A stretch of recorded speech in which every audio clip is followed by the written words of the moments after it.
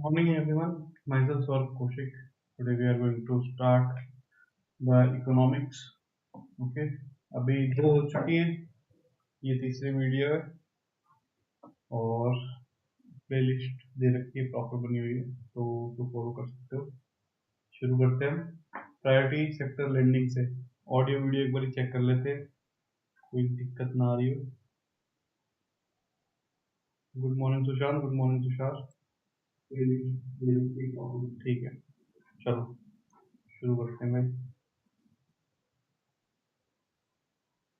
ESL norms for small finance bank। अच्छा, पहले तो मुबारक हो भाई, वर्ल्ड कप जीत गए, बड़ी चीज है, रोन दिया बेचारों को। तो why in the news? The new rules issued by the RBI under section 22(1) of Banking Regulation Act 1949। देखो सेक्शन पूछ लेता है वो, ठीक है।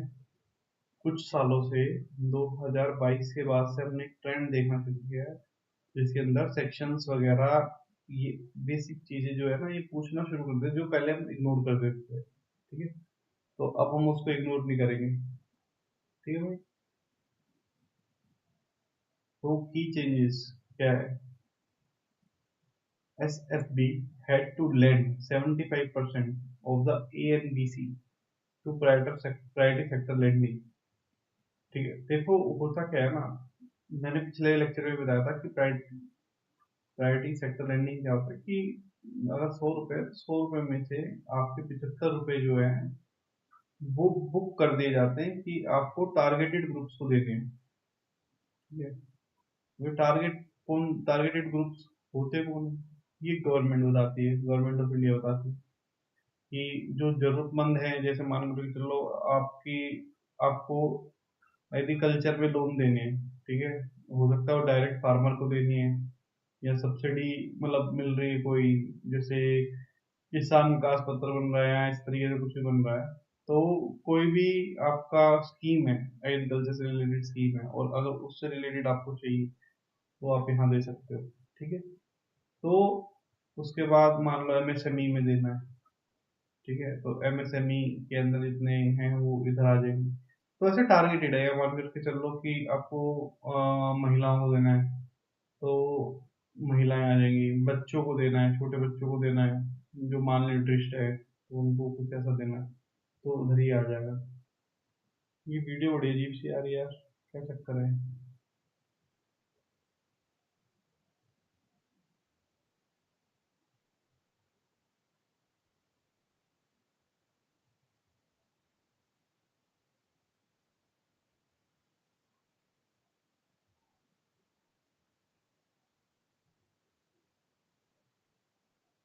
फोकस क्या हुआ लग रहा है? खैर कोई नहीं, छोड़ो, इतना टाइम नहीं दिमाग लगाने का बिल्कुल भी।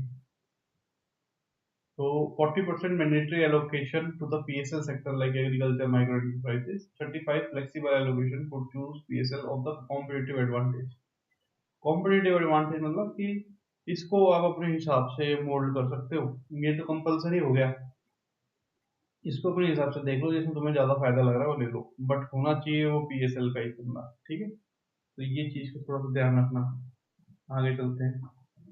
अब न्यू रूल क्या है आपका?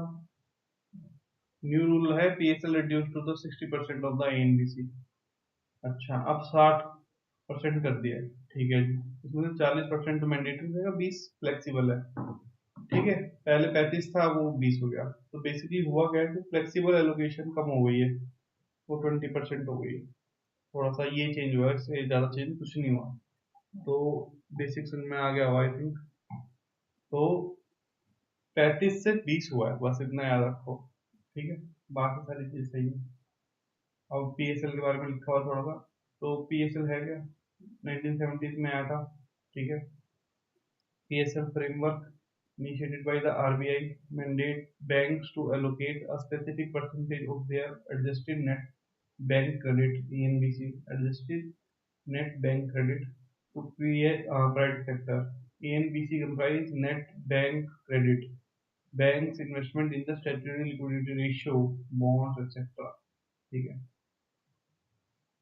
Categories under PSL: agriculture, micro MSME, export, education, housing, social infrastructure, renewable energy और अदर्स। अदर्स में वो जो कुछ भी आपकी कोई भी स्कीम है जो मतलब सोशल जस्टिस कर रही है, तो उसके अंदर आप दे सकते हो।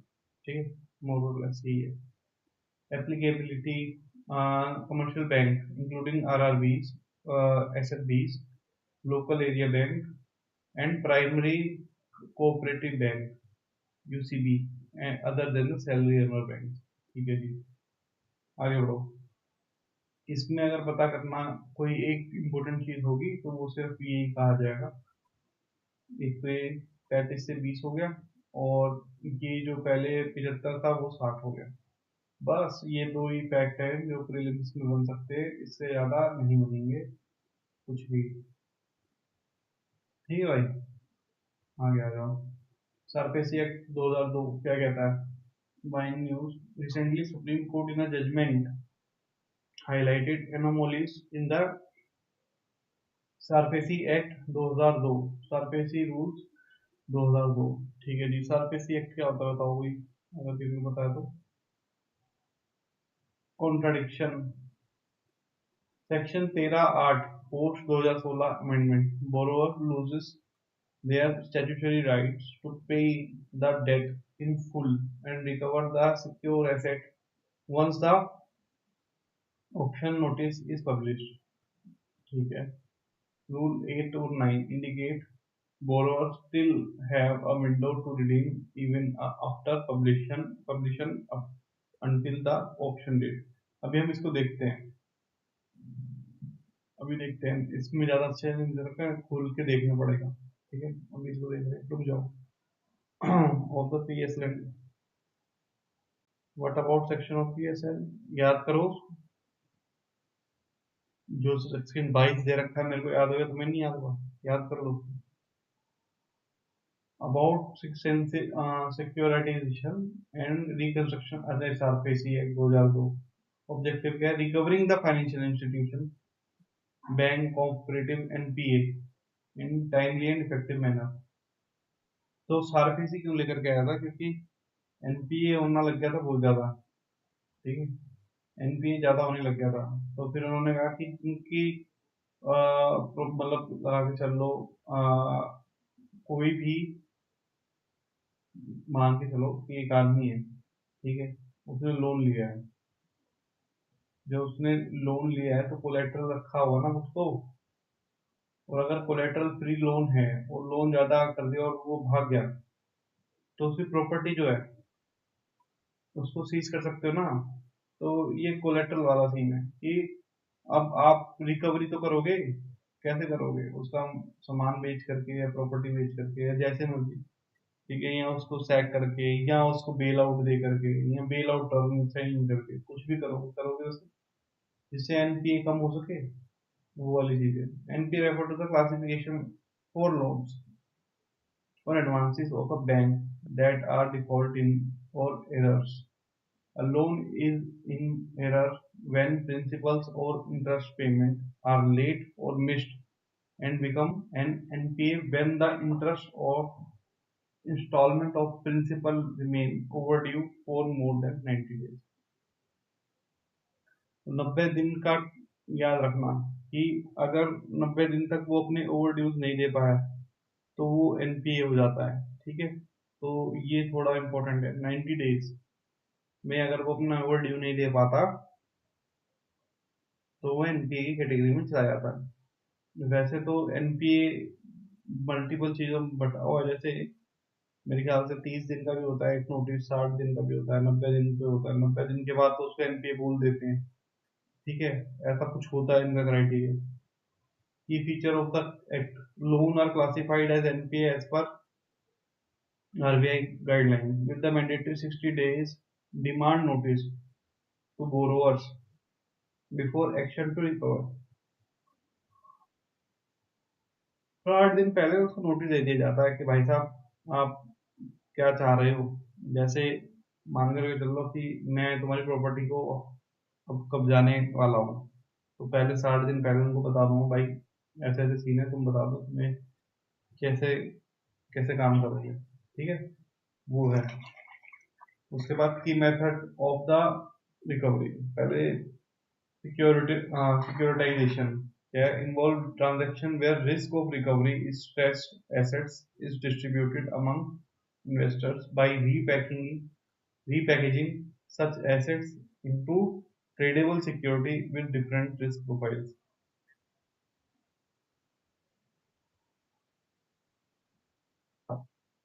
देखो होता क्या है ना, जैसे मान के चलो उसने 100 रुपए का लोन लिया था, अभी क्या करेंगे, 100 रुपए को तोड़ देंगे मल्टीपल पार्ट में। जब 100 रुपए को तोड़ देंगे तो उसको एक रीपैकेजिंग बना करके देंगे जो ट्रेडिंग सिक्योरिटी है, मतलब जैसे तैसे करके बेसिकली ये क्या करना है कि जितना हो सके वो पैसा निकाल लेना है, ठीक है, बिना कोई एसेट को बेचे या वैसे कुछ किए। अगर वो ट्रेडेड किया जा सकता है और उसको दूसरी रिस्क प्रोफाइल में डाला जा सकता है। मान करके चल लो कि उसकी कंपनी के अंदर 3 प्रोजेक्ट थे, एक फायदे में चल रहा था, 2 को तोड़ दिया, ठीक है, 2 डिफॉल्ट हो रहे थे तो 2 को अलग कर दिया, उनको रिस्ट्रक्चर करने की कोशिश करी। पहले कोशिश करनी है कि भाई बच जाए चीज, ठीक है। उसके बाद asset reconstruction act provide for the creation of asset reconstruction company ARCs registered and regulated by the RBI। ARC is a financial institution that buy the NPA।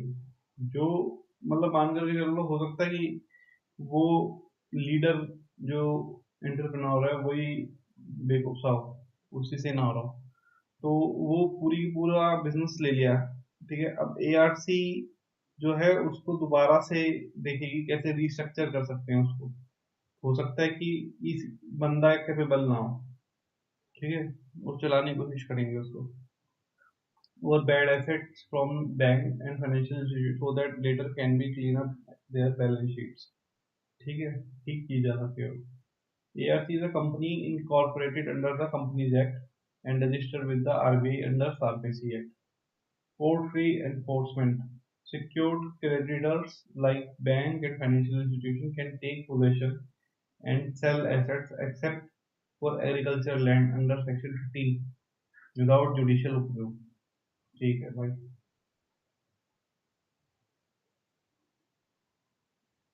Central database, establish central registry for registration of transaction of securitization and reconstruction of financial assets, ठीक है।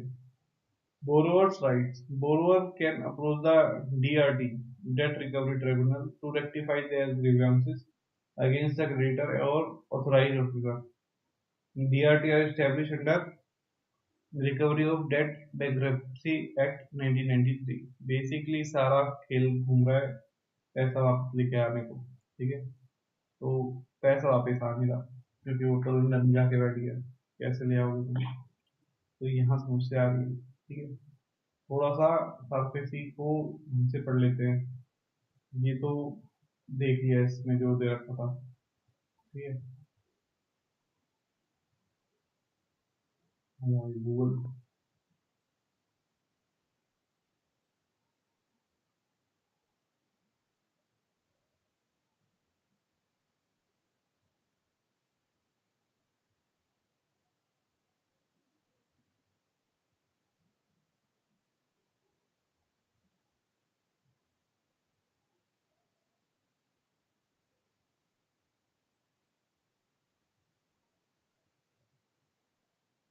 तो है क्या सरफेसी, इतना बड़ा नाम, is a critical Indian law that empower bank and financial institution to recover their NPA without court intervention. तो ये याद रखना, विदाउट कोर्ट इंटरवेंशन। अच्छा एक बात है कि ये इतनी बड़ी जो राम कहानी लिखी आई है, क्या ये पूछी जा सकती है? तो भाई बिल्कुल पूछी जा सकती है, ठीक है। और पहले एक टाइम पे तो पूछी जाती थी, अब इतनी नहीं पूछी जाती, बट पूछी जा सकती है, जा सकती है, बिल्कुल जा सकती है, ठीक है। आगे आ जाओ। तो ऑब्जेक्टिव, एफिशिएंट रिकवरी हो जाए, clean balance sheet, market regulation, ठीक है। उसके बाद की रिकवरी मेथड सिक्योरिटाइजेशन, ये आपका ARC जो होता है वो, enforcement of the security, securitisation क्या है, रीपैकेजिंग करेगा, ठीक है। उसके बाद सेलिंग एसेट रिस्ट्रिक्शन और सेलिंग एनपीएस, ठीक है। Reinforcement of the security, direct seizure, last में आता है reinforcement of the security interest, ठीक है। अब सेक्शन, उन्होंने 2 सेक्शन बोले थे जो चेंज किए।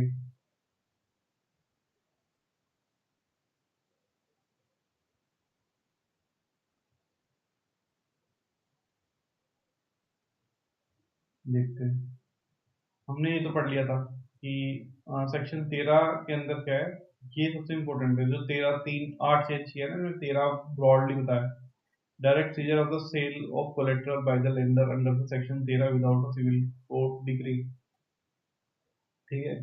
13 2 के अंदर लिखा है कि 7 दिन का नोटिस होगा। 13 4 में लिखा है possession, if the borrower fail to pay the lender can take physical symbolic possession of the asset, ठीक है। आगे आ जाओ, असली खेल मतलब 13 में ही है। इसमें सेक्शन 13 के अंदर सबसे ज्यादा पावर दे रखी है। 60 दिन के अंदर नोटिस का रिप्लाई देना है, रिप्रेजेंटेशन देना है, अपील डीआरटी के आगे होगा, मतलब अगर कोई है 45 दिन के अंदर आपको अपील करनी है, और वो डीआरटी में, डेट रिकवरी ट्राइब्यूनल में होगा, ट्राइब्यूनल बनी हुई है, ठीक है। Higher appeal DRT order can be further challenge at the DRT appellate, अच्छा एपीलेट भी है, मतलब 2 ट्राइब्यूनल है। एक डीआरटी है, डेट रिकवरी ट्राइब्यूनल है, जो 45 दिन के अंदर एक्शन लेगा, और एक हायर अपील भी है, उसमें अपीलेट बॉडी है, डीआरएटी, ठीक है। अब आ जाओ, the conflict between section 13 8 and the rule 8 now has significant point of the legal debate, often referred to by the Supreme Court as an interpretative deadlock। अच्छा जी, ये तो बहुत डेंजरस है। देखो, तो स्टैट्यूटरी कॉन्फ्लिक्ट क्या है, 13 8 क्या बोलता है, post 2016 the law explicitly states that borrower's right of redemption is extinguished once the notice for public auction is published। अच्छा, वो ये कह रहा, कहता है कि जो बोरोर के राइट हैं वो खत्म हो जाते हैं जैसे पब्लिक ऑक्शन में चीजें चली जाती हैं, ठीक है, मतलब वो छप जाता था। 8 क्या कहता है, these procedural rules still contains language suggesting the borrower can redeem the property up to until the sale is actually conducted or transferred। हाँ, तो 13 8 ये बोल रहा है, कहता है कि ऑप्शन लगने के बाद तक आपका कोई राइट नहीं रह जाता, ठीक है। 8 और 9 बोलता है, कहता है कि नहीं, ऐसा कुछ नहीं है, सेल इज एक्ट, जब तक सेल एक्चुअली हो नहीं जाती तब तक वो कर सकता है, ठीक है। तो ये रूल 8 और 9 और सेक्शन 13 दोनों में दिक्कत है। This created 30 day anomaly where the rules appeared more lenient than the act itself। बस यही समझना था मुझे, तो मैं तुमको दे देता हूँ ये, ठीक है।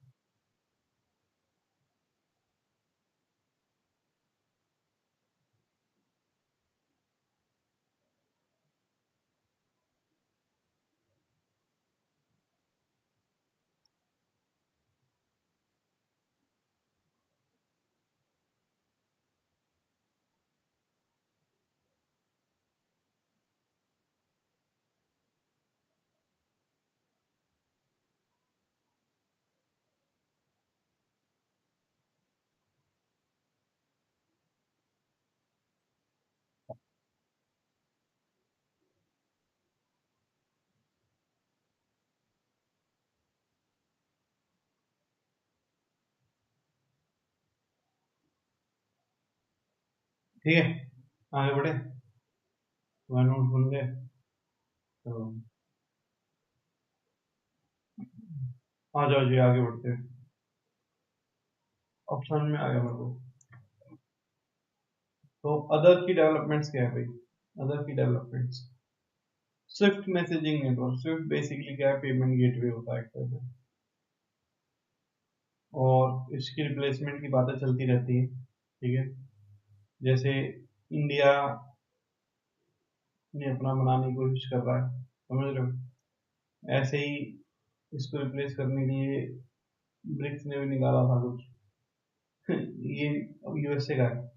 जब ब्रिक्स ने अपना निकाला तो यूएसए ने थोड़ी सी धमकी दी थी इंडिया को, कहते कि इस जो भी इसका ब्रिक्स वाले का यूज करेगा हम उससे बात नहीं करेंगे, ऐसे में आज बात हो जाता है, कुछ भी करता रहता है। Indian bank has accelerated adoption of the Swift messaging framework ISO। भाई तो ज्यादा ही नहीं हो गया, ये ISO नंबर है, ठीक है। द ISO इतना is the global standard for financial information about society for world wide interbank financial telecommunication, जो secure messaging network facilitating global financial transaction between over 11,000 institution across 200 countries, ठीक है। Genesis, founded in the 1973 by 239 banks from 15 countries, headquartered Belgium, to streamline and secure cross-border financial communication. Note: BRICS Pay is a proposed a cross-border payment system to facilitate trade and financial transaction among BRICS member to reduce dependency of the ये तो बता रहा था तुमको, बस यही इतना important है, इनमें सब फालतू है, सब फालतू, ठीक है, कुछ नहीं है। सिंपल ये था कि ब्रिक्स पे जो है वो इसका अल्टरनेटिव निकाला, बात का। आ जाओ, Indian post payment bank, India post payment bank क्या कहता है, genesis 2018 is 100% government owned payment bank, 100% government owned payment bank under the Department of the Post, Ministry of the Communication। Payment bank क्या होता है, are specialised financial institution design to provide basic banking services to under bank and unbank population, ठीक है। अब देखो, ये आपका NDTL भी रख सकता है, जैसे आपके जो इंश्योरेंस वगैरह वाले हैं, या आपका जो माइक्रो फाइनेंस वाले हैं, वो आपके एनडीटीएल नहीं रख सकते। एनडीटीएल मतलब कैश डिपॉजिट वाला काम नहीं कर सकता है, ठीक है, ये याद रखना। जो पेमेंट बैंक होते हैं, बाकी भी करेगा, माइक्रो फाइनेंसिंग भी करेगा, बट पेमेंट भी हो सकता है। Leverage the extensive portal of the postal network to bring banking services to the doorstep of every citizen. Saving current account, देखो NDTL आ गया, direct benefit transfer, bill, utility payment, access to third party products such as loans, insurance, etc. It can accept deposit up to 2 lakh and enable money transfer and bill payment, but cannot give loans or issue the card। देखो, जो financing वाला काम है ना, वो ये third party करवाएगा, ठीक है। देखो, लोन्स, उसने तभी बोला थर्ड पार्टी प्रोडक्ट, तो जो फाइनेंसिंग वाला काम है, माइक्रो फाइनेंसिंग वाला काम है, वो आपका सारा का सारा ही थर्ड पार्टी से कर पाएगा, ये चीज याद रखना। ये अच्छा था, आगे बढ़ो, पर आया क्यों कोई मतलब नहीं। PCA framework, about 500 primary urban cooperative banks under the RBI supervisory action framework will shift to prompt corrective action PCA framework from April 1, 2025। तो भाई PCA framework क्या है? RBI had introduced PCA framework for scheduled commercial bank in 2002 for UCB in July 2024। अच्छा, करूँ क्या मैं इसका फिर? PCA framework for UCBs replace the existing supervisory action framework। अभी तक मेरे को समझा नहीं पाया, देखना पड़ेगा भाई। ऑब्जेक्टिव क्या है? To enable supervisory intervention at an appropriate time and require the UCB to initiate and implement remedial measure promptly to restore the financial health. देखना पड़ेगा भाई, घटिया लिख रखा है उन्हें। Applicability, it applies to both bank और एनबीएफसी।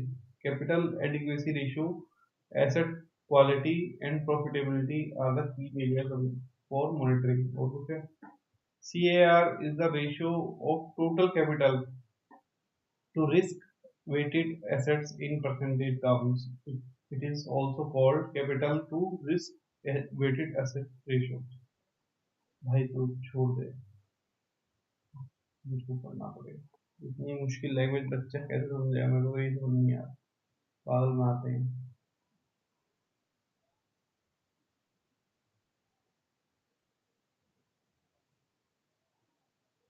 PCA framework है क्या? It is a supervisory tool used by the RBI to monitor and intervene in financial institutions that exhibit sign of financial distress. मतलब अगर वो NPA होने वाला है तो उसको पीसीए फ्रेमवर्क के अंदर डाल देते हैं, जो क्या करता है मतलब उस कंपनी को सुपरवाइज करता है, ठीक है, जो मॉनिटर करता है और इंटरवीन कर देता है अगर वो स्ट्रेस की सिचुएशन में जाता है तो, ठीक है।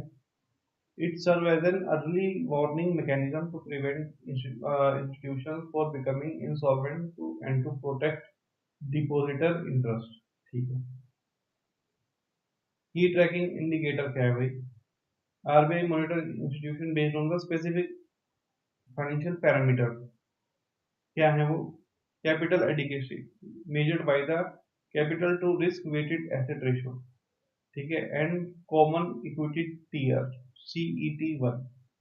ये capital to risk weighted ratio का मैंने तुमको पिछली क्लास में पढ़ाया था। इसका इनफैक्ट नोट्स में मैंने आपको वो भी दिया है, फॉर्मूला भी दिया है, ठीक है, देख लेना please. Asset quality tracked via net NPA ratio, अच्छा। और लिवरेज क्या है? Monitor through tier 1 leverage ratio. ये टीयर 1 और टीयर 2 दोनों पढ़ाए हुए हैं ये पिछले लेक्चर में। और profitability for UCB net profit is key area for commercial bank. Return on assets was removed as triggered in 2022 but remain an area of monitoring, ठीक है।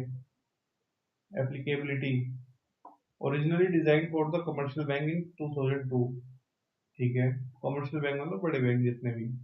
The framework has been significantly expanded। अब वो commercial bank में तो है ही है, उसके साथ साथ आपके एनबीएफसी में भी लग गया है, extended to एनबीएफसी। अच्छा ये एक बात याद रखना, RRB small finance bank payment bank नहीं है, वो इंक्लूड नहीं है, यही प्रीलिम से क्वेश्चन बन सकता है, ठीक है। Latest update as of October 1 2024 the framework also recover government own NBFCs excluding those in the base layer. बिल्कुल भाई, इसको सेलेक्ट कर लो, इम्पोर्टेंट है।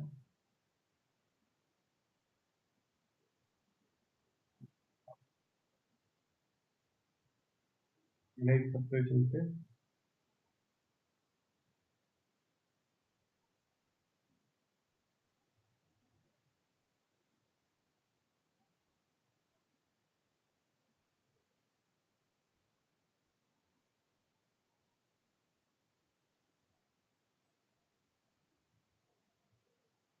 हो गया।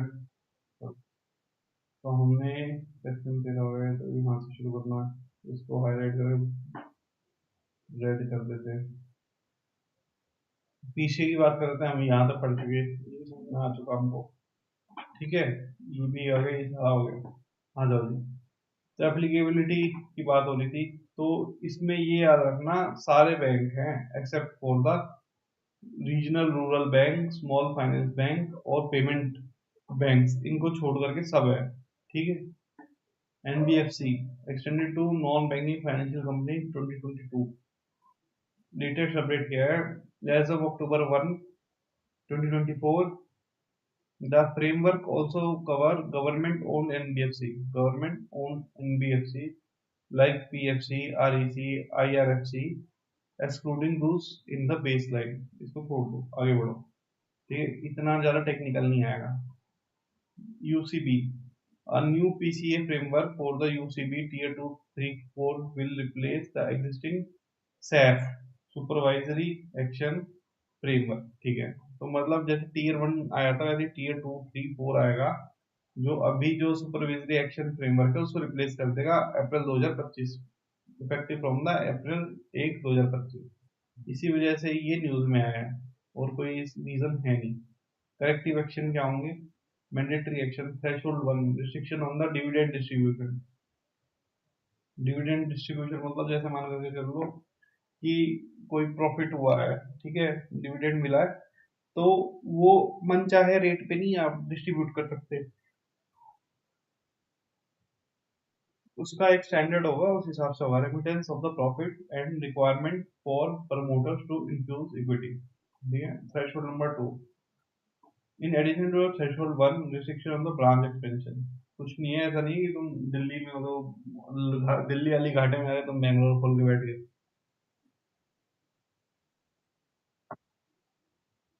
थ्रेशोल्ड थ्री प्लस होता कैपिटल एक्सपेंडिचर, कि अब आप ये सबसे बुरा है कि अब आपकी मतलब कहाँ पे आप पैसा खर्च कर रहे हो उस तक पे आपकी रोक लगा सकते हैं, एक्सेप्ट फॉर द टेक्नोलॉजी, मतलब टेक्नोलॉजी की तो जरूरत पड़ सकती है ना, आप पता चले कि टेक्नोलॉजी का वेट करते रह गए तो काम गड़बड़ हो जाएगा। ठीक है, आगे चले।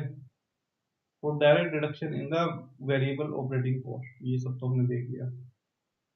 Discretionary action. The RBI may also take special supervisory action, change management, or initiate amalgamation reconstruction in extreme cases. सही है। Exit criteria क्या है? An institution can exit the PCA framework if it shows no breach. अगर कोई दिक्कत नहीं तो obviously चला जाएगा। फॉर फोर कॉन्टिन्यूस, अच्छा, अगर 4 कॉन्टिन्यूस क्वार्टरली फाइनेंशियल स्टेटमेंट में अगर उसका कोई ब्रीच नहीं दिखता है तो वो अपने आप बाहर हो जाएगा। ठीक है, चलो भाई, अब आया समझ में। पता नहीं क्या भाजन आ रही है इसको, भाई आता पता नहीं क्या लिखता है। आगे बढ़ो। तो financial fraud risk indicator launch in May 2025 by the DOT digital intelligence unit, risk based metric that classifies a mobile number to have been associated with the medium high or very high risk of financial fraud. ठीक है, the classification is an outcome of input obtained from the various stakeholders including reporting on the Indian Cyber Crime Coordination Center I4Cs, National Cyber Crime Reporting Portal NCRP dot Chakshu platform and intelligence shared by banks and financial institutions. ठीक है, कोई नहीं, ये simple सा ही है, इसमें ज़्यादा कुछ नहीं। ठीक है, फाइनेंशियल फ्रॉड रिस्क इंडिकेटर है जो डॉट में लिखा है, डिपार्टमेंट ऑफ टेलीकम्युनिकेशन में निकाला, डिजिटल इंटेलिजेंस यूनिट है इनके पास, वो रिस्क को डिवाइड कर देगा मल्टीपल। ठीक है, और वो जो है रिपोर्ट होगी आपके I4C में और national cyber crime reporting portal में, डीओटी के थ्रू। डीओटी का कौन सा प्लेटफॉर्म है? चक्षु प्लेटफॉर्म है, तो ये इंपॉर्टेंट है, ये चीज देख लेना बस, इससे ज्यादा इसमें कुछ नहीं आएगा। आ जाओ जी, अब आ जाओ फाइनेंस एंड टैक्सेशन पे।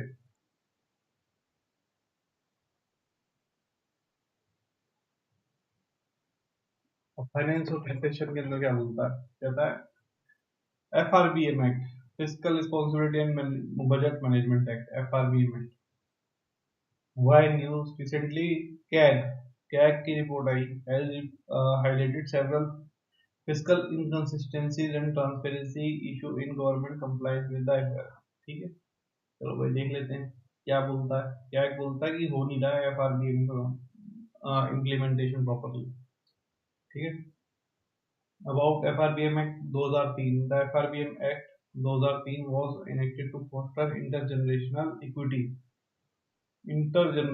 equity in fiscal management and ensure long-term microeconomic stability। Intergenerational, एक बार इसको देखना पड़ेगा। The act aimed to guide the central government fiscal policy toward a sustainable path, thereby promoting economic stability and responsible financial governance. A key mandate of Act is that the CAG must conduct an annual compliance review of its provisions. Okay. FRBM mandate the following statement to be laid before the Parliament along with the budget. Macroeconomics framework statement, medium term fiscal policy statement, fiscal policy strategy statement। ठीक है, अभी देखेंगे इन सारी चीजों को खोल के देखेंगे, इसमें तो ऐसे बता रखा है। आगे चलो, तो टारगेट क्या है under the FRBM act? Physical deficit that should be under 3% of the GDP। कई जगहों पे 4% रखते हैं, बट इसमें 3% रखते हैं, अच्छी बात है, जितना कम हो उतना बढ़िया है। ठीक है, उसका मतलब ये नहीं कि जीरो हो जाएगा, जी जीरो का मतलब कोई प्रोग्रेस नहीं हो रही है, तो 4%, 3% ठीक है। ये debt limit, general government, central plus state, more than 60% of the GDP, ठीक है, ये डेट ले सकते हैं। Central government 40% of the GDP, ठीक है। जनरल गवर्नमेंट मतलब कोई भी गवर्नमेंट, वो more than collectively more than आपका 60% ऑफ जीडीपी का लोन ले सकते हैं। बट सेंट्रल गवर्नमेंट अकेली 40% ऑफ द जीडीपी तक का ही लोन ले, इससे ज्यादा नहीं। चुकाओगे कैसे? रिवाइज फिस्कल कंसोलिडेशन पाथ क्या है? More than 4.5% of the GDP fiscal deficit, ठीक है। Additional guarantee against consolidated fund of India, 0.5% of the GDP any year. The target for the revenue and effective revenue deficit were removed by 2018 amendment to FRBM Act. Key finding of the CAG report. अब मुद्दा क्या है, क्यों इतना हल्ला कर रहा है? Central government debt trends. Debt to GDP ratio. The central government debt as a ratio of GDP peaked significantly during the pandemic. ठीक है, reaching 61.38% in financial year 2020 or 21. Okay, that's a problem. देखो, जो उन्होंने बोला था कि collectively 60% होना चाहिए, ये तो 61% पे चला गया, 61.38 चला गया, तो ये ब्रीच कर रहा है, समझ रहे हो? तो वो एक प्रॉब्लम है। तो साफ साफ बोल रखा है कि नहीं होना चाहिए, बट हो कैसे रहा है, तो ये एक समस्या है, इसी की वजह से हल्ला हो रहा है। ठीक है, आगे आओ। High debt to GDP ratio is undesirable, वो हमने देख लिया ऊपर। As a higher ratio indicate higher risk of default, जितना ज्यादा आप जाओगे उतना ज्यादा डिफॉल्ट की तरफ बढ़ जाओगे, ठीक है। Interest payment to revenue receipt, this ratio rose marginally to 35.35% in 2022-23 after declining from a peak of 38.66 in 2020 or 2021, ठीक है। आगे आ जाओ। Compliance with the guarantee line limits, this remain within the legal ceiling of 0.5% of GDP in 2020, 2022 or 23, indicating compliances, ठीक है। Unrealized tax revenue, the report revealed a significant amount of tax revenue raised but not realized, ठीक है, with surge of the 21.30 trillion, बाप रे, सुनते ही डर लग जाता, by the end of the 2022-23, ये तो बहुत ही ज्यादा है, मतलब मुझे लग रहा है। देखो, the report revealed a significant amount of the tax revenue raised but not realized, मतलब गया कहाँ भाई, which surged to the 21.30 trillion by the end of 2022-23. A large portion of this unrealized amount was under the dispute, was not under the dispute, फिर registered potential issues in tax enforcement और recovery process। बताओ, फंसा हुआ पैसा है ये इतना, बाप रे बाप। नो द टर्म्स, अभी इसको देखते हैं। अभी इससे पहले मैं सोच रहा हूँ कि इसको ही देख लूँ एक बार, FRBM को एक बार ढंग से देख लेते हैं, सेटिस्फेक्शन नहीं मिली। ऐसे तो पता चल ही गया है, बट देख लो क्या दिक्कत है।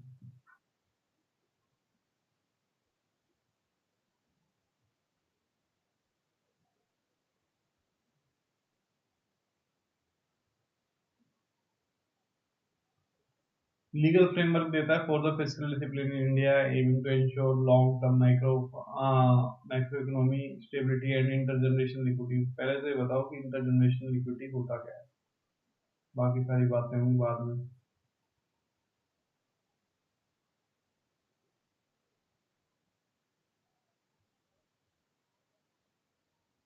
इंटरजनरेशनल लिक्विडिटी,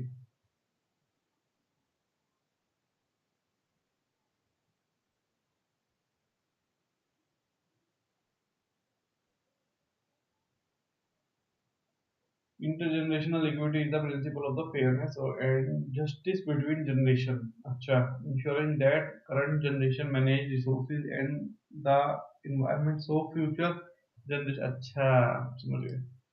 हाँ, ठीक है, फालतू की बात है. मतलब आगे आने वाले टाइम में दिक्कत ना आ जाए, इसी वजह से वो देखता है. इंटरजेनरेशन इक्विटी का मतलब ये है. करंट फिस्कल स्ट्रेटजी 2025 से 27. Following the massive fiscal expansion during the COVID-19 pandemic, the government shifted from the Act original rigid target to fiscal consolidation glide path. ठीक है.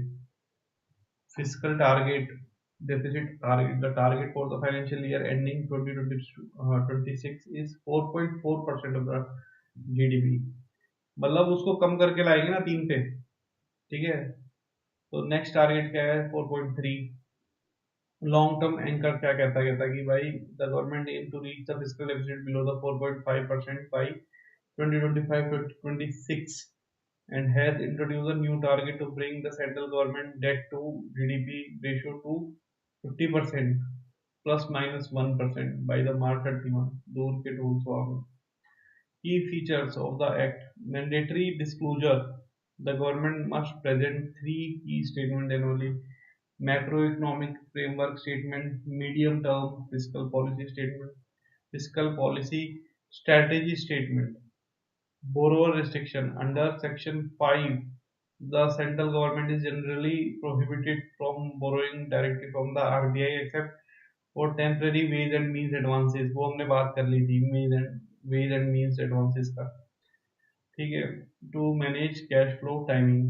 एस्केप क्लॉज क्या है? Introduce via N K Singh committee recommendation. This allow the government to deviate from the deficit target by up to 0.5% of GDP during extraordinary circumstances like war, national calamity, or severe economic downturns. Historical and recommended targets क्या है भाई? Fiscal deficit 3% of the GDP करना है. ठीक है. और 2.5% of the GDP by 2023. ये N K Singh committee ने बोला था. करंट ग्लाइड पाथ क्या है? 4.3, क्योंकि हमारा बढ़ गया था इसलिए हम उसको कम कर रहे हैं, तो अभी 4.3 पे है. सेंट्रल डेट 40% होना चाहिए, अभी हमने पढ़ा था. ठीक है. एनके सिंह कमेटी भी 40% बोलता है, बट अभी क्या है 55% के आसपास चल रहा है, जो बहुत ज्यादा है. वो कोविड के बाद से आ गया. चलो ठीक है. जनरल डेट जिसमें सेंट्रल और आपका स्टेट दोनों का प्लस दे रखा था, तो 60% होना चाहिए. अभी भी 60 ही है. इसे एनके ने भी 60 ही बोली थी. Focus on the 50% by the 2031. ठीक है. मतलब वो 50% टारगेट करके बैठा है 2031 तक. ये काफी अच्छा था. रोल ऑफ 16 फाइनेंस कमीशन पूछ सकता है. 16 फाइनेंस कमीशन कुछ टेस्ट सीरीज में पूछ भी रहा है वो क्वेश्चन. समझ रहे हो? The 16th Finance Commission award period begin in 2026-27. The Economic Survey 25-26 suggests that the economic that government consider return to a new formal rule-based FRBM framework at the end of the SFC period in 2031. Once global uncertainties case and debt ratio approach the 50% target. इसमें मजा आया. ये काफी अच्छा रहता है Google. इसमें तो आई एम सेटिस्फाइड. इनको पता नहीं क्यों भागना, मेरे को ये समझ नहीं आता. आपको भागना है, वही शांति से लिखो, कोई दिक्कत थोड़ी है.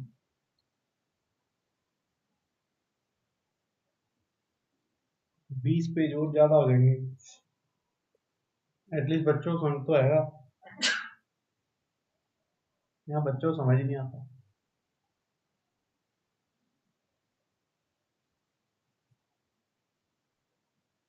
फोर्थ भी ऑथेंटिक उठाता है. करेक्टिव मेजर्स हो गया था. और ये नया है ना, इसको हाईलाइट कर देता हूँ. ये नया टॉपिक हो गया. ठीक है. इसको पढ़ लेना, ये टेबल जरूरी है, इसको देख लेना. काफी अच्छा लिखा हुआ है. I am happy with the content. ठीक है. चलो ये हो गया. अब टर्म्स क्या रहा था ना पढ़ने को. तो फिस्कल डेफिसिट क्या होता है भाई? Fiscal deficit is the difference between the government total expenditure and it's total receipt excluding borrowing. अगर बोरोइंग को हटा दे, ठीक है, तो जो आपका घाटा होता है, राजकोषीय घाटा, वो होता है तुम्हारा करंट अकाउंट डेफिसिट। तो फिस्कल डेफिसिट क्या होता है, जैसे मान के चलो कि आपका एक्सपेंडिचर है, ठीक है, और आपके खर्चे रिसीट है, ठीक है, इसके अंदर आपकी बोरोइंग बाहर कर दो, उधार बाहर कर दो, क्योंकि वो तो कैपिटल उसमें होएगा ना। तो अब आपका ये क्या बनता है, आपका ये बनता है फिस्कल डेफिसिट। ठीक, primary deficit, fiscal deficit, interest payment, plus आप ये जोड़ो कि आपका एक्सपेंडिचर माइनस रिसीट। अब साथ में क्या करो, प्लस में जो इंटरेस्ट पेमेंट करनी है आपको, जो आपने लोन ले रखे हैं वो, ठीक है। रेवेन्यू डेफिसिट क्या कहता है, revenue deficit is the excess of the revenue expenditure of the government over its revenue receipt. It represents net dis-saving of the government for the sake of the present consumption. Revenue deficit lead to increase in borrowing without corresponding capital formation. आगे बढ़ो। Effective revenue deficit, it means that the difference between the revenue deficit and the grant for creation of the capital asset. Simple चीजें है, ठीक है। Fiscal slippages, a situation where government's actual fiscal performance deviates from its planned or target fiscal targets, usually resulting in the higher than expected budget deficit, increased public debt, or combination of both। ये थोड़ा सा अच्छा है, fiscal slippages ये आ सकता है, मतलब unique है ना थोड़ा सा, बाकी से अलग है। दोबारा देख लेते हैं इसको। A situation where government's actual fiscal performance deviate from the plan, क्योंकि इसी के ऊपर इस बारी की न्यूज बनी है ना, फिस्कल स्लिपेजेस, क्योंकि वो आपकी प्लान के हिसाब से चल नहीं पा रही, usually resulting in the higher than the expected budget deficit, है ही कोविड की वजह से हुआ था। तो ये फिस्कल स्लिपेजेस वाला मामला इंपॉर्टेंट है, इसको देखना। It can be due two reasons such as farm loan waivers, cut back on the GST collection, reduction in VAT, excise due to lessen the impact of the rising Brent crude oil price। तो ये तो आज के लिए भी important हो, क्योंकि Iran से लगेगी, ईरान की वजह से ये होगा, ठीक है। आगे बढ़े भाई, आगे बढ़ते हैं। Indian tax structure, Indian tax structure क्या बोलता है, ये तो हमें पता ही है, पर देख लेते हैं। Indian tax structure, direct versus indirect taxes. तो डायरेक्ट टैक्स से आता है burden on the same person, ठीक है। जैसे मैंने पैसा कमाया, मैंने अर्न किया, गवर्नमेंट आई कि भाई साहब टैक्स दे दो, तो मैंने टैक्स दे दिया, ये गवर्नमेंट की बात हो गया, खत्म। इसको बोलते हैं direct tax. Incidence and impact fall on the pair can not be shifted, that can not be shifted. अब मैं बोलूँ मेरा टैक्स मेरी वाइफ भर देगी, कद्दू नहीं भरेगी, वो अपना ही भर दे, वही बहुत बड़ी बात है, ठीक है। इसको बोलते हैं प्रोग्रेसिव टैक्स। प्रोग्रेसिव क्यों, वैसे तो डिग्रेसिव है, बट ठीक है बोल देते हैं। होता क्या है कि जैसे मान करके चल लो कि मैं छोटा आदमी हूँ, ठीक है, तो 0 से 12 लाख, तो ये तो आपका कैंसिल आउट हो जाता है, ये इसमें नो टैक्स, ठीक है। 12 से लेकर के आप मान करके चल लो 18 लाख हो गया, 20 लाख हो गया, तो 12% टैक्स मान लो, मेरे को नहीं पता, ठीक है।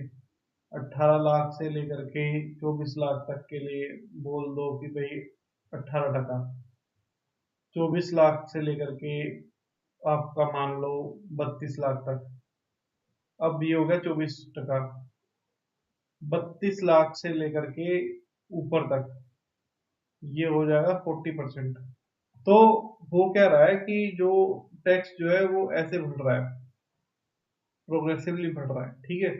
जो मतलब जिनकी न्यूनतम इनकम है वो, उनके ऊपर टैक्स भी नहीं लग रहा, जिनकी ज्यादा इनकम है तो उन पे टैक्स लग रहा है, तो ये होता है आपका प्रोग्रेसिव टैक्स, ठीक है। आगे सुनने। इनडायरेक्ट टैक्स क्या बोलता है कि burden shifted to the consumer, manufacturing seller consumer liability on seller, burden shift to the buyer. जैसे मान करके चल लो ये किराने की दुकान है, इसमें एक बंदा गया मैगी खरीदने, ठीक है, तो उसने बोला ठीक है मैगी भाई खरीद ले। तो जब इस किराने स्टोर ने मैगी खरीदी होगी, तो इसने पहले ही टैक्स दे दिया गवर्नमेंट को खरीदते के वक्त ही, जब जो अभी इसके पास पहुंची नहीं इंडिविजुअल को, इसने पहले ही दे दिया, ठीक है। अब होगा क्या कि ये बंदा आता है तो ये फाइनल वैल्यू देगा, ठीक है। इनडायरेक्टली पैसा किसने वो टैक्स किसने भरा, आपके कंज्यूमर ने भरा, बट दुकानदार पहले भर चुका था, ठीक है। अब वो क्या करेगा, जीएसटी अप्लाई करेगा, तो अब जो जीएसटी उसने पहले ही भर रखा था उसको वापस मिल जाएगा। तो होता क्या है, बर्डन तो आता आपका किसके, कंज्यूमर के ऊपर ही है, एंड पॉइंट पे ही है, बट इनडायरेक्ट आता है, डायरेक्ट वो नहीं दे रहा सरकार को, बट वो जा रहा है आपका सेलर के थ्रू, ठीक है। तो लाइबिलिटी ऑन द सेलर, इनके ऊपर होती है, लाइबिलिटी होती है सेलर के पास कि इसको पहले आपको टैक्स देना है, और बट बर्डन जो है डायरेक्ट शिफ्ट होता है कंज्यूमर के ऊपर जो खरीद रहा है, ठीक है। इसको रिग्रेसिव बोलते हैं क्योंकि इसके अंदर ये इनकम वाला नहीं लगता, इसमें सब पे लगेगा, चाहे पार्ले जी का बिस्कुट 5 रुपए का आपका अंबानी के लिए भी है, ठीक है, और वो आपका रिक्शा वाले के लिए भी है, तो इसमें आपका कुछ नहीं हो सकता, तो ये रिग्रेसिव बोलते हैं, ठीक है। आ जाओ जी। अब आपका बेसिक डिफरेंस क्या है किसमें, डायरेक्ट टैक्स में। डायरेक्ट टैक्स के अंदर कौन कौन आ जाते हैं, इनकम टैक्स आ जाता है, बिल्कुल सही, तो कॉर्पोरेट टैक्स आ जाता है, कैपिटल गेन टैक्स आ जाता है, ठीक है। अब इसको कौन देखता है, सीबीडीटी देखता है। अब आ जाओ इनडायरेक्ट को। अब इसमें जीएसटी होता है क्योंकि दुकान वाला भरता है, कस्टम ड्यूटी, कस्टम ड्यूटी मान करके चल लो कि माल मंगवाया मैंने, ठीक है, तो मेरे को कस्टम भरनी पड़ेगी, समझ रहे हो, जैसे बाहर से माल मंगवाया तो कस्टम भरनी पड़ेगी, तो वो कस्टम एक फिक्स प्राइस पे रहती है। मान करके चल लो मैंने शिप कंटेनर मंगाया पूरा, तो रिगार्डलेस में माल क्या है क्या नहीं है, उसकी कस्टम आपको भरनी ही पड़ेगी, ठीक है। एक्साइज ड्यूटी, एक्साइज ड्यूटी क्या है कि जैसे मान के चल लो कि मैंने पेट्रोल, जैसे मान लो हवाई अड्डे एयरपोर्ट से मैंने लिकर खरीदी, ठीक है, कई जगह पे तुम लोगों ने सुना जीरो एक्साइज ड्यूटी, ठीक है, जीरो ड्यूटी शॉप, वो यही होती है कि यहाँ पे ड्यूटी नहीं लगती, तो आप वहां से शराब लेकर के भारत आ सकते हो, ठीक है, और एयरपोर्ट पे अक्सर मिलती है। नहीं तो होता क्या है, अगर आप कोई भी सामान लेकर के आ रहे हो तो वो एक्साइज के दायरे दायरे में आता है, जैसे कोई भी स्पेसिफिक आइटम्स जो मेंशन करी गई हो, ठीक है, तो ये भी रिग्रेसिव में आता है। इसको कौन करता है, इसको कस्टम वाले करेंगे, पक्की बात है, तो CBIC, central board of indirect tax and custom, नाम में ही है, direct tax, CBDT direct tax, CBIC indirect tax और कस्टम, ठीक है, तो इतना कुछ फंसने का कुछ भी नहीं है। आगे बढ़े, की डिफरेंस हमारी, बर्डन समझ गए, हमें इतनी जरूरत नहीं है, उन्होंने भी चैट जीपीटी का फोन। कितना टाइम हो गया, इनकम टैक्स एक्ट कितनी टाइम में कर देते हैं फटाफट। इनकम टैक्स एक्ट 2025 क्या कहता है भाई, why news, the president has give her assent to the income tax act 2025 with replace to the income tax act 1961। Super important लिख दो इसके आगे भाई, ठीक है। तो हाईलाइट क्या है, shorter and simpler the provision of the minimum alternate tax MAT, minimum alternate tax and alternate minimum tax has been separated into two subsections।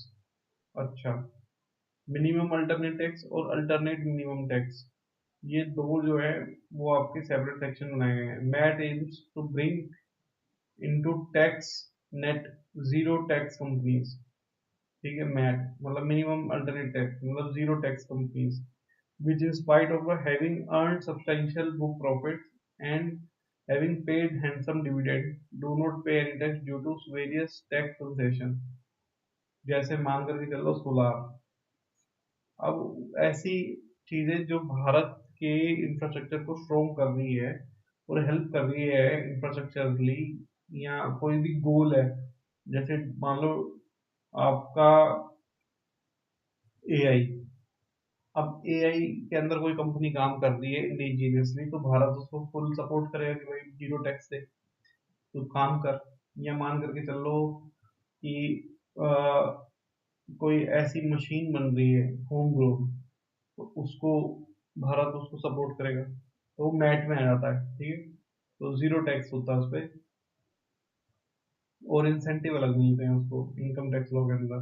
The provision of the MAT are applicable to the corporate tax payer only, yes. और कौन सा government देगा? आगे आ जाओ, EMT, other way around, वो क्या कहता है? इसकी फुल फॉर्म क्या थी? Alternate minimum tax. अगर वो नहीं दे पाए तो क्या दोगे? AMT has similar provision as MAT which is applicable to non corporate tax payer, non corporate tax payer, ठीक है। बस यही है, जो मैट है वो टैक्स कॉर्पोरेट के लिए है, एएमटी जो है वो नॉन कोऑपरेटिव टैक्स के लिए। तो अनडिस्क्लोज इनकम क्या होती है? The definition of the undisclosed income for assessing such cases which previously include money, bullion, jewelry, or other valuable article is expanded to include virtual digital assets, ठीक है। तो undisclosed मतलब जो नहीं बता रखी, जैसे आपकी होगी कि कोई घर में कैश रखा है, बिलियन रखी हुई है, मतलब बिलियन मतलब आपका सोने की वो रखी हुई है, ज्वेलरी रखी हुई है, कोई भी वैल्यूबल चीज रखी हुई है, इवन आपके डिजिटल वर्चुअल डिजिटल करेंसी, अगर उसको नहीं बताया आपने तो अनडिस्क्लोज इनकम में आ जाती है। वर्चुअल डिजिटल एसेट अभी जुड़ा है। Virtual digital space access, income tax authorities are now allowed to gain access to virtual digital space during search and seizure procedures such as email server वगैरह। मतलब आपका rate बढ़ी है तो अब आपका फोन वगैरह भी जब्त हो जाएगा कि आपका देखना कि वही क्या डिजिटली आप करते हो। डिस्प्यूट करते हो इन द सेंस मतलब पैसों से रिलेटेड है, ठीक है, और कुछ नहीं। डिस्प्यूट रेजोल्यूशन पैनल बनेगा। The Act allow certain eligible assessees to refer draft order passed by the assessing officers to the dispute resolution panel. These assessees include persons engaged in transfer pricing cases, non-resident or foreign companies.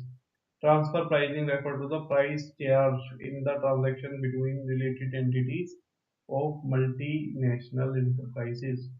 Interpretation of the tax treaties. The tax allow the central government to enter into agreement with other countries to provide relief in case of double taxation, ठीक है भाई। तो बढ़िया रहा है, मजा आया इसको करने में, ठीक है। कोई दिक्कत आए तो बताना, कोई परेशानी है किसी को? आज के लिए इतना ही रखते हैं हम लोग, ठीक है। और कल मिलते हैं सेम टाइम पे। अब 6:30 बजे शुरू हो जाया करेगी भाई, ठीक है। चलो ध्यान रखो अपना, बाय, टेक केयर।